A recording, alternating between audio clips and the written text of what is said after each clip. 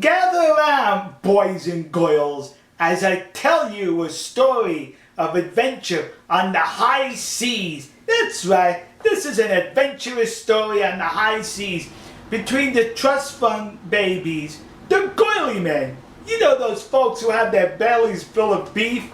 Between them and the real men of the seas, the Tunisian fishermen off the Libyan waters. Now, as you know, Sea Shepherd is in the business of exploitation. They exploit various cultures, various people, and suckers around the world for donations. Well, Libya is engaged in a civil war right now. So the Sea Shepherd girly men trust fund babies with beef in their bellies say that they are now going to go off the Libyan waters to disrupt the bluefin tuna fishing that takes place. You see, the last time they were in Libyan waters, the Libyan military locked radar on that helicopter, so Sea Shepherd put their tail between their legs and left. So now, because the Libyan military is tied up in a civil war, the exploiters, the girly men, the Sea Shepherd people, they decided to go there and disrupt the bluefin tuna, because the bluefin tuna fishing, most of it goes to Japan. Once again, Sea Shepherd is out to disrupt the food supply of Japan. Now listen to me.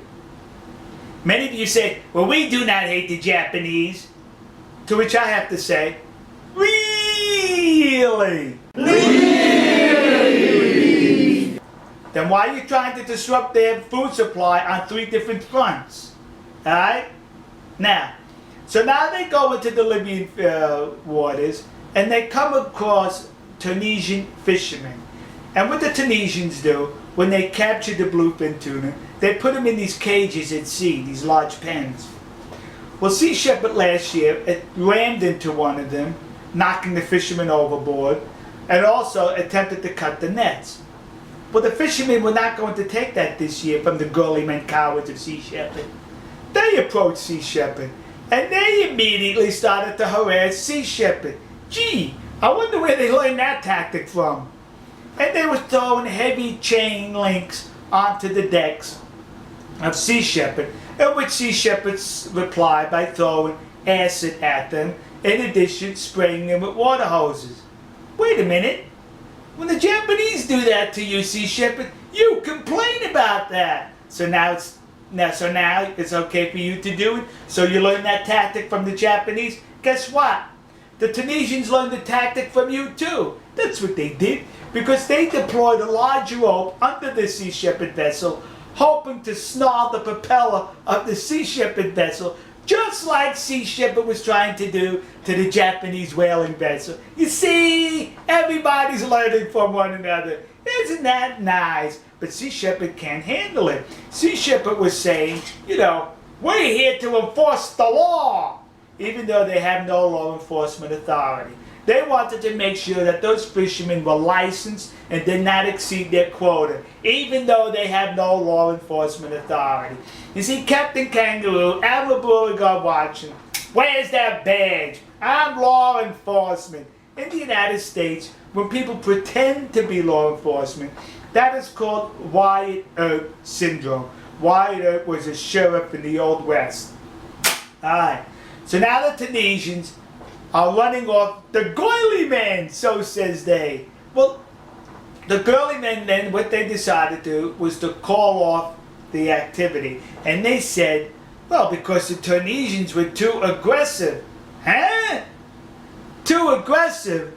I wonder where they learned that how to be aggressive from. You! You and the Japanese are too aggressive. And what's going on? Sea Shepherd then said, the reason why we didn't use any divers to cut the nets was because we did not want to get involved in hand-to-hand combat with the Tunisians. That's the first smart thing you've said in about 5 years. But this proves once again what coward you are.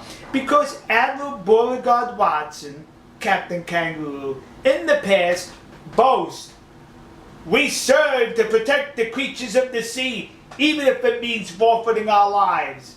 So you're willing to forfeit your life, but you don't want a black eye and a bloody nose, do you?